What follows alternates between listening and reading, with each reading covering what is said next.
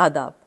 आज टॉल्स्टॉय की हिकायात से जो कहानी मैं आपको सुना रही हूँ वो इस किताब की तीसरी कहानी है और उसका उन्वान है गोश्त के टुकड़े पर लड़ाई।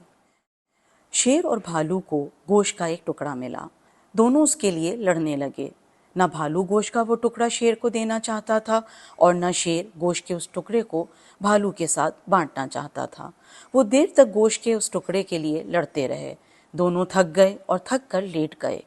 एक लोमड़ी ने गोश्त का वो टुकड़ा देखा, तेजी से आई और उस टुकड़े को झपट कर भाग गई। इस कहानी को पढ़कर ये सबक मिलता है कि लड़ाई झगड़े से सिर्फ नुकसान होता है, जैसा इस कहानी में शेर और भालू का हुआ। दोनों को गोश्त का टुकड़ा नहीं मिला। अगर वो लड़ने के बजाय मिल बांटकर गोश्त का टुकड़ा खाते तो दोनों को फायदा होता। उनकी लड़ाई का फायदा लोमड़ी ने उठा लिया। अगर ये कहानी आपको पसंद आई हो तो बताइएगा ज़रूर। शुक्रिया।